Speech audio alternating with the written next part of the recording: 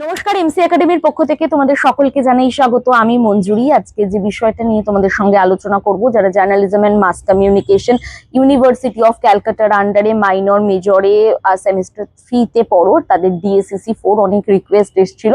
Minor এবং major দুটোর জন্যই আমি সাজেশন দিয়েছি, একটাই সাজেশন দিয়েছি, সেটাই তোমরা অবশ্যই ফলো করতে পারো।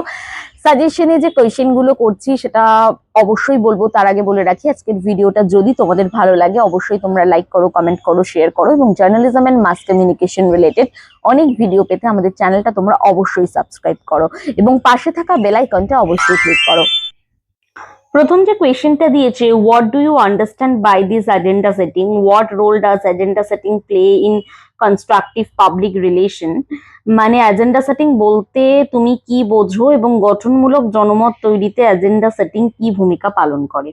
Next question, explain media effect both in short term and long term perspective, explain user and gratification theory in this context. বুঝতেই পারছো বাংলাটা আর বলার এখানে প্রয়োজন নেই। তারপরের প্রশ্ন, technological determinism leads to digital divide, do you agree, justify your answer. মানে technological determinism lead to digital divide, তো তুমি কি এটার সাথে একমত, ব্যাখ্যা করো। তারপরের কোয়েশ্চেন কি আছে, যে the degree of media dependency is not always the same, discuss in detail.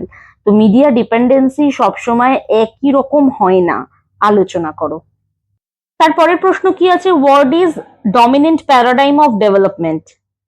In this paradigm at present relevant to solving the social economic problem of the developing countries, give point out the limitations. Dominant paradigm of development কি উন্নয়নশীল দেশে মানে সামাজিক অর্থনৈতিক সমস্যা সমাধানে এটা কতটা প্রাসঙ্গিক, সীমাবদ্ধতাগুলো আলোচনা করো। তারপরের প্রশ্ন, does the model of Wilbersham give any new dimension in the theory of communication, critically discuss. Wilbersham and communication মডেলে যোগাযোগ তত্ত্বে নতুন মাত্রা যোগ করেছে, সমালোচনামূলক আলোচনা করো। তারপরের প্রশ্ন কি আছে, define information society, do you think people live in a global information society, give suitable examples. Information society কি, তুমি কি মনে করো তোমার মানে আমরা গ্লোবাল ইনফরমেশন সোসাইটিতে বাস করি, উদাহরণ দাও। তারপরের কোয়েশ্চেন কি আছে, discuss the normative theory of press. এটা তো জানো একদম direct question. Normative theory of press, বিশেষ করে 4টে থিওরি তো লিখতেই হবে, সেটাকে ব্যাখ্যা করো কিভাবে সমাজে এটা কাজ করছে। তারপরের প্রশ্ন কি আছে, what are the communication function identified by Roman Jacobson and how are they applied in real world communication? Roman জ্যাকবসনের কমিউনিকেশন ফাংশন কি, বাস্তব জীবনে এর প্রয়োগ ব্যাখ্যা করো। যে 6টা ফাংশন আছে সবটাই কিন্তু দিতে হবে, মানে referential function, emotive function, conative, phatic, হ্যাঁ, মেটালিঙ্গুয়াল, পোয়েটিক, সবটাই।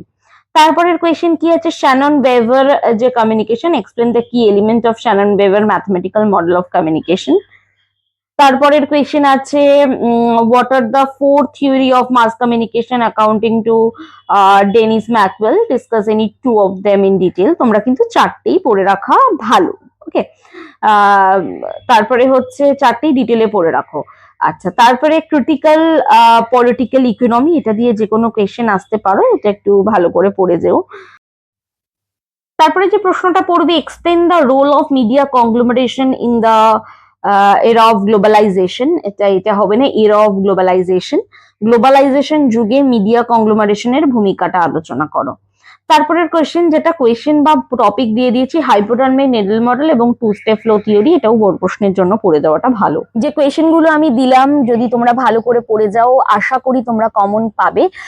আরেকটা কথা বলে রাখি, যে journalism and mass communication graduation masters তোমরা যে ইউনিভার্সিটিতে পড়ো না কেন, তোমরা যদি এমসি একাডেমিতে অ্যাডমিশন নিতে চাও তাহলে নিচে দেওয়া নাম্বারে আমাদের সঙ্গে সদ্য যোগাযোগ করো। এখন কিন্তু এক্সামের পর নতুন সেমিস্টারে অ্যাডমিশন আমরা চালু করে দেব কিছুদিনের মধ্যেই।